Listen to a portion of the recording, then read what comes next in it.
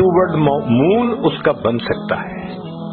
یعنی انسان 10 مرتبہ چاند پہ جا کے واپس آئے تو جتنا سفر کرے گا بلو ویل اپنی زندگی میں اتنا تیرتی ہے. تو اس کو پڑھ کے میں کھڑا ہو گیا اور بلو ویل کے بارے میں مزید پڑھنا شروع کر دیا. تو انہوں نے لکھا کہ اس وقت دنیا میں جتنے جاندار ہیں بلو ویل ان میں سب سے زیادہ بڑی ہے. بہت بڑا سائز لکھا ہوا تھا. کتنا بڑا سائز ہے؟ لکھا ہوا تھا کہ 200 پاؤنڈ اس کا وزن روزانہ بڑھتا ہے. 200 پاؤنڈ تو بندے کا وزن نہیں ہوتا. اب جس مخلوق کا وزن 200 پاؤنڈ ڈیلی بڑھ رہا ہے اس کا اپنا وزن کتنا ہوگا؟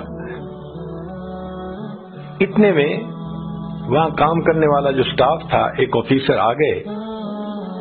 تو میں نے ان کو روک کے پوچھا, میں نے کہا جی یہ ٹھیک لکھا ہوا ہے بھائی, ممکن ہے 20 پاؤنڈ بڑھتا ہو اور اشاریہ لگانے میں غلطی ہو گئی ہو. اس نے پڑھا تو مسکرایا, مجھے کہنے لگا سر ہم نے بہت محتاط فگر لکھی ہے 200, ادروائز میری اسٹڈی کے مطابق اس کا وزن 200 پاؤنڈ سے بھی زیادہ روزانہ بڑھتا ہے.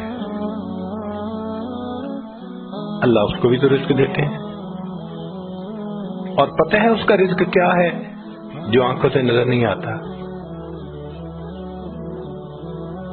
آپ آنکھ سے نہیں دیکھ سکتے.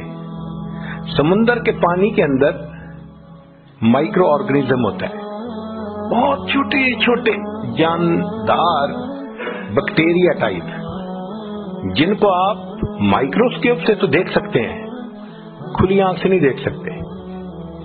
اب اگر وہ زیادہ بڑھ جائیں تو سمندر کا پانی جو ہے وہ زیادہ بدبودار اور گندا ہو جائے.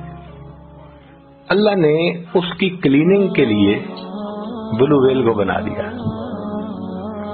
بلو ویل کیا کرتی ہے کہ پانی اپنے اندر کھینچتی ہے اور اس کے اندر ایک جیسے سیمی پرمیبل سکرین ہوتی ہے اس طرح کی جھلی بنی ہوتی ہے, اس سے پانی گزارتی ہے. تو جو بیکٹیریا ہے وہ اس جھلی کے اوپر رہ جاتا ہے, پانی صاف نکل جاتا ہے. جیسے آپ چائے کو چھلنی میں سے نکالتے, وہ بیکٹیریا جو اتنا چھوٹا ہے بلو ویل اس کو کھاتی ہے. اللہ اکبر کبیرہ. وہ پروردگار جو دنیا کی سب سے بڑی مخلوق کو ایسے رزق سے پالتے ہیں جو آنکھوں سے نظر نہیں آتا. اے انسان, تجھے اپنے رزق کے بارے میں کیا پریشانی لگی ہوئی؟ اللہ تعالی ہمیں بھی رزق پہنچائیں گے. ہمارا کام ہے نیکی کے ساتھ محنت کرنا.